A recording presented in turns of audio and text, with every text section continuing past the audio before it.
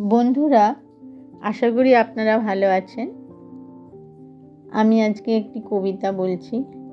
কবিতার নাম নারীর ব্যথা। কেউ চায় না ভালোবেসে আমাদের, তবু আছি। হৃদয়ের ভালোবাসা পাবো না জানি, তাও বাঁচি। কেন জানি না হায়, আমরা একটু ভালোবাসার আশায় সারা জীবন কাটিয়ে দিই নানা অবহেলায়। জন্ম নিই বাপের বাড়ি, বড় হই সেথায়। বিয়ের পর পরিবর্তন আসে জীবনেরই খাতায়।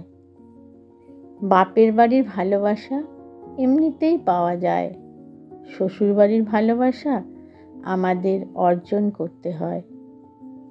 শ্বশুর, শাশুড়ি, স্বামী, দেওর, ননদ সকলের খুশি দেখার যেন সব দায়িত্ব আমাদেরই বেশি। নারীর জীবনে থাকে নানা পরিবর্তন সম্পর্কের।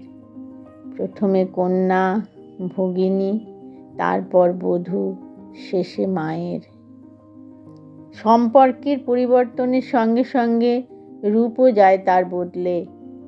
চঞ্চলা কন্যা হয় ধীর স্থির বধূ, আর বধূ বদলে হয় স্নেহময়ী মাতৃরূপে। নারীরা কেবল সংসারে দিতেই থাকে, তাদের সুখ দুঃখের হিসাব কেউ কি রাখে?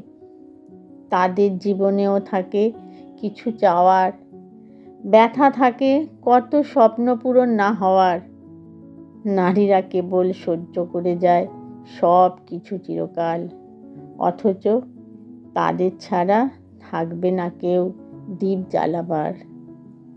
চলবে না কোনো বংশের বংশধারা, হবে না কোনো নতুন সংসার গড়া। তাই বলি, একটু ভালোবাসা রেখো তাদের তরে, যারা সারা জীবন কেবল সংসার সংসার করেই মরে। নমস্কার বন্ধুরা, ভালো লাগলে একটা সাবস্ক্রাইব অবশ্যই করবেন। প্লিজ, আপনাদের একটা সাবস্ক্রাইব আমার খুবই প্রয়োজন, আমার চলার পথের অনুপ্রেরণা। নমস্কার।